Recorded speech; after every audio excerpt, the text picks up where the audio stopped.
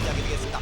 1986년 서울 아시안 게임 남자 탁구 단식 결승전에서 중국과 한국이 만났다. 이제 서브 먼저 중국 차세대 탁구 스타 후이준과 대한민국 최연소 국가대표 윤남규 선수의 대결. 학생하고 어른 정도 이렇게 비유를 해야 되나?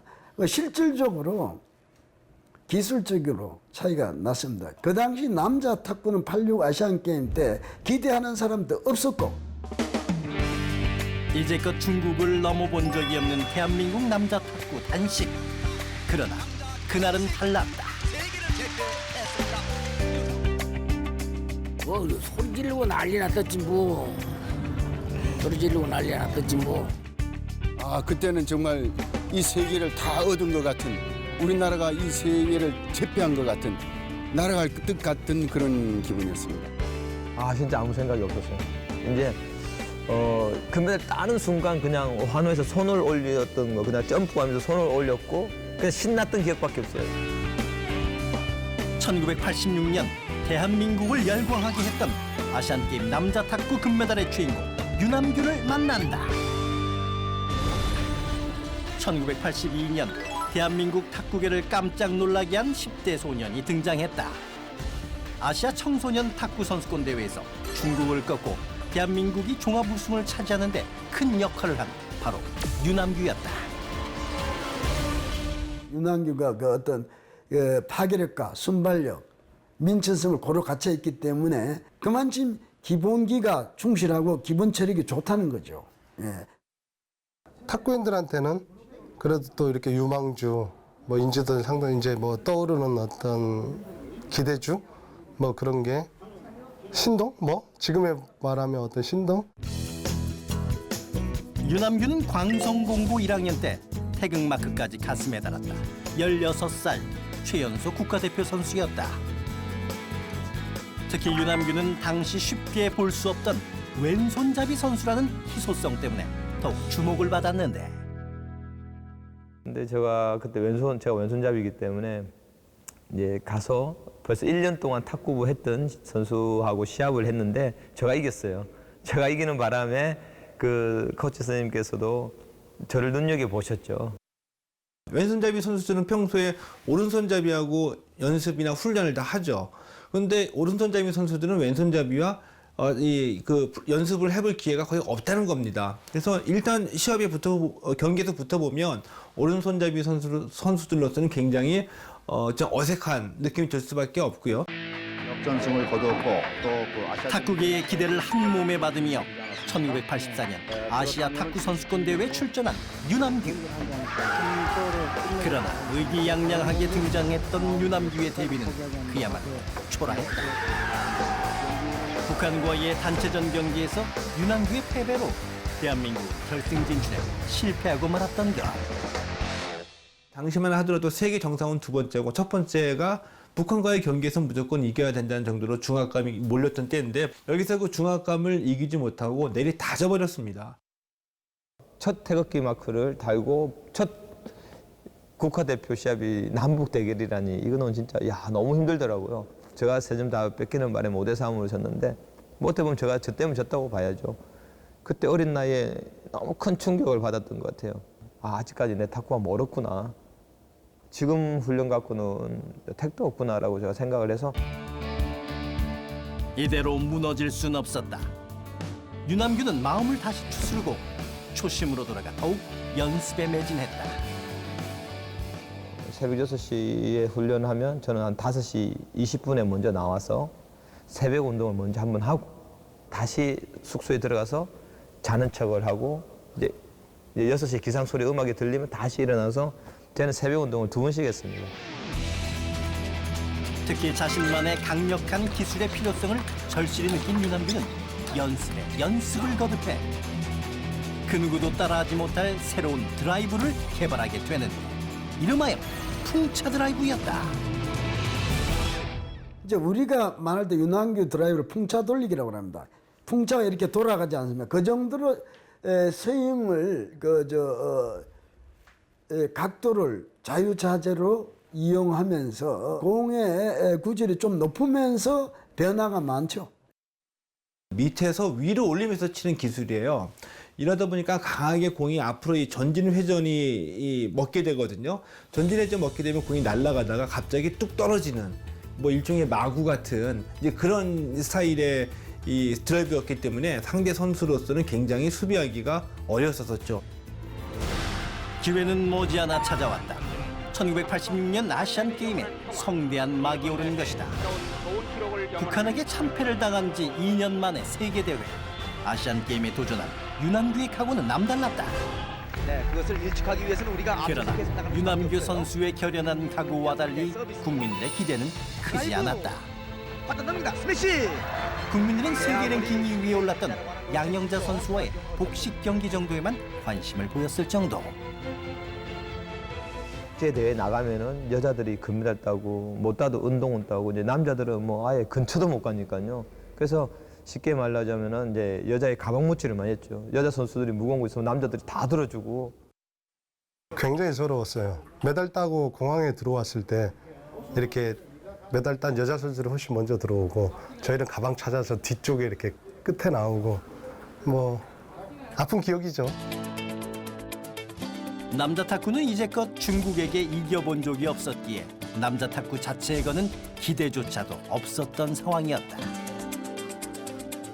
이제 이 당시에 멤버가 뭐 남자 김택수, 뭐 김한, 유남규 전체적인 이 세계 랭킹을 보게 되면은 한 10위권 언저리에 있는 이 정도의 실력이었었고요. 대부분은 다 역시 그 당시에도 중국 선수들이 세계 톱 랭커를 차지하면서 모두 세계 탁구를 지배하고 있었기 때문에 우리로서는 중국의 높은 벽을 실감하지 않을 수가 없었던 때였습니다. 그런데 남자 탁구에 이변이 일어난다. 남자 탁구 단체전에서 한국이 일본을 세트스코어 5대2로 이기고 결승에 진출하더니 중국과의 단체전 결승 경기에서도 안재영과 김한 선수의 선전으로 5시간 18분 접전 끝에 중국을 5대4로 꺾으며 남자 단체전 금메달을 차지한 것이다. 대기를 제패하는 순간이었습니다. 네, 못할 그런데 중국을 꺾고 금메달을 딴 환호의 순간에도 유남규의 표정은 좋지 못했다. 네, 11호 중국과의 단체전 경기에서 유남규 선수가 완패했기 때문이었다. 그 당시 남규도 한 점을 잡아주면 그런 5시간 18분 시소는 안 했겠죠. 단체전에서 석점을 뺏기고 안재영 선배가 기자들한테 몰려서 인터뷰하는 장면을 보고 유남규 선수가 지가 주인공이 돼야 되는데 석점을 뺏겼으니까 그런 걸 보면서 유남규가 상당히 울었어요. 아니 단체전 이겨서 금메달 땄는데 좋았어 막 환호하고 막 지금 난리가 났는데 저는 난리가 난 와중에도 엎드려서 울면서 같이 포옹을 하면서도 너무 창피한 거예요. 이 자리를 빨리 떠나고 싶은 거예요. 며칠 후 남자 단식에 출전한 유남규의 부담감은 고통 그 자체였다. 저는 이제 차세대 주자라고 그래서 저를 이제 협회에서 추천해서 나가게 되었던 거거든요. 근데 안지영 선배가 중국을 이겨서 금메달 땄기 때문에 왜 유남규로가 나가냐, 안지영이 나가야지라는 소리 너무 많이 들었어요. 시합 전에. 그에 대한 스트레스가 저한테는 굉장히 많이 왔었어요. 주변의 비난에도 불구하고 자신의 실력을 제대로 보여줘야 하는 절대적인 기회였기에 유남규는 더욱 마음을 다잡을 수밖에 없었다. 혼신으로 경기에 임한 유남규는 태국을 꺾고 가뿐하게 8강에 오르는 기염을 토하는데 그러나 8강전부터는 희망이 보이질 않았다. 8강전 상대는 당시 세계 랭킹 1위 전진 속공의 천재로 불리는 중국의 장지아량이었던 것. 세계 랭킹 1위라는 그 너무너무 우리한테도 잘 알려진 장지알량 선수. 뭐 그 선수가 뭐 가장 독보적인 그 우승 후보였죠. 굉장히 전진 속공으로 치고 들어오는 거예요. 그러니까 파워맨보다 스피드가 너무 빨리 오기 때문에 쉽게 이야기해서 컨트롤 이야기하면은 이 한 방으로 때리는 것이 아니라 잽으로 계속 오기 때문에 잽 맞아서 KO 되듯이 너무 빨리 오니까 정신이 없는 거죠. 않습니까? 네. 그런데 유남규는 의외로 세계 랭킹 1위 장지아량의 속사포 공격을 잘 막아내며 캔스트로 연타. 다시 강한 스매시. 다시 회전. 복선 드라이브. 서브 유남규. 다시 카트. 카트. 강한 스매시 성공. 세트 스코어 2대2 경기를 팽팽히 이어나가는데 진짜로 드라마 같이 2대2에 그때만 해도 21점 경기였는데 2대2에 해볼만 하다. 세계 챔피언하고 해볼만 하다라고 저는 생각을 했어요. 네, 드디어 파이널 세트까지 왔는데요. 네. 하지만 5세트의 전세는 급격히 다시 드라이브로 기울었다. 연결합니다. 맞드라이브. 백으로 받아 넘깁니다. 장지아량이 경기 흐름을 잡는가 싶더니 어느덧 10대 18로 유남규와 점수차를 무려 8점이나 벌려놓은 것이다. 18대 10입니다. 점점 멀어져 갑니다. 외국에서 시합했었으면 아마 포기를 했었을 거예요. 외국에서 시합했었으면. 근데 한국에서 했고 우리 관중분들께서 계속 응원해 준 상태이기 때문에 내가 마지막까지 최선을 다하겠다는 생각이 들었고 또 그때 또 부모님들이 오셨거든요. 그래서 최선을 다한 모습 보여주자고 해서 경기장을 가득 메운 국민들의 열기 덕분일까 유남규는 흐트러짐 없이 한 포인트씩 따라잡기 시작했다. 18대 11. 18대 17까지 갈. 강한 스매싱 성공. 짧게 카트 서브입니다. 스매시 성공. 무서운 기세로 점수를 따라잡기 시작해 어느덧 17점까지 치고 올라온 유남규. 하고 있습니다. 자, 공격으로 전환. 그러나 여기서 무너질 장지아량이 아니었다. 19대 14, 20대 17, 20대 17에서 한 포인트만 지면 지는 건데 제가 갖고 있는 기술을 발휘할 수 있게끔 도와달라. 금메달도 필요 없다. 마음으로 격려해주는 많은 관중들. 브라킹 좋았습니다. 대각선. 됩니다. 18대 20입니다. 유남규는 침착하게 강력한 커브 드라이브로 한 점씩 따라잡기 시작한다. 자, 브라킹 스매시 성공. 20대 20. 드디어 타이를 그리고 만들어갑니다. 마침내 20대 20 동점을 만들어낸 유남규. 그때 자신감이 완전히 저는 올라섰어요. 마음이 좀 편안한 느낌이잖아요. 마음 편안한 느낌. 그래서 이제 막 후문의 여신이 어디로 갈 것인지. 드디어 20대 21 유남규의 역전. 서브 하나. 서브 놓습니다.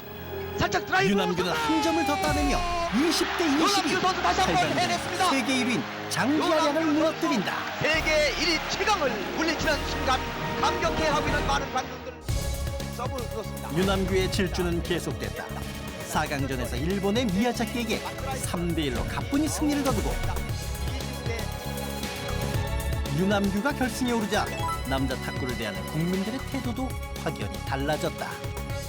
그러나 국민들의 응원에도 불구하고 결승 경기에 대한 전망은 그리 좋질 못했다.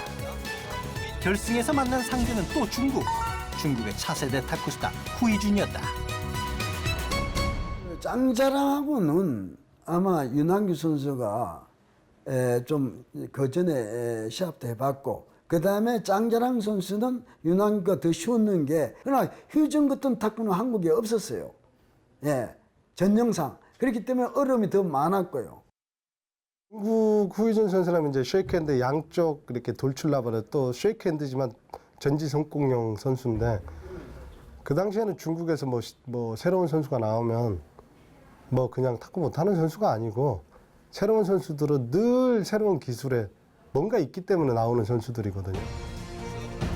중국 국가대표 선발전에서 세계 랭킹 1위 장지아량을 꺾고 1위로 선발된 무서운 신예 후이준과의 경기.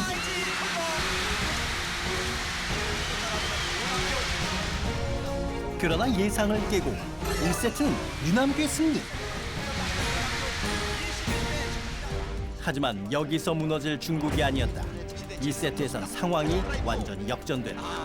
후이준은 강력한 스매싱을 연속 성공시키며 유남규를 위협하기 시작한 것이다. 반대 방향이었습니다. 후이준 선수 세이크핸드를 잡아서 백핸드까지 공격으로 치고 들어온 거예요. 그건 저 너무 정신이 없는 거예요.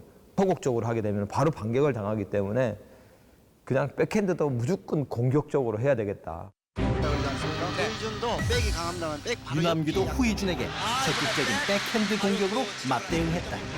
6대1에서 서브 놓습니다. 카트볼로 3대2. 날카롭게 집어넣습니다. 백핸드 스매시. 변속 드라이브로 백사이드를 찌르는 유남규의 날카로운 결정타가 이어지며 2세트 또한 유남규의 승리. 그리고 이어진 3세트. 이 3세트가 파이널 세트가 되기를 부디 빌어마지 않습니다. 언제 어떻게 엎어질지 모르는 긴장된 순간의 연속. 그러나 유남규가 선전할 때마다 경기장을 가득 메운 응원 소리는 후이준을 더욱 긴장시켰고 3회 연속 서브 미스를 저지르는 등 흔들리는 모습을 보이던 후이준은 결국 3세트까지 내주며 유남규에게 무릎을 꿇고 만다. 그 누구도 예상 못했던 중국의 벽을 넘어오드는 값진 승리. 드디어 대한민국 남자 탁구가 세계 정상에 우뚝 서는 순간이었다. 금메달 골드 메달리스트 유남규라고 딱 불러줬을 때 시상대 1등 자리에 탁 올라가는데 뭐 전율이 짜릿한 거 있잖아요. 막 털이 선다고 그래야 되나? 막 이 감정을 주체를 못 하겠더라고요. 애국가를 들으면서 저도 모르게 그냥 눈물이 쏟아지는 거예요. 게다가 유남규의 금메달은 아시안게임 종합 성적에서 일본을 제치고 종합 2위를 차지하게 한 결정적인 금메달이기도 했다.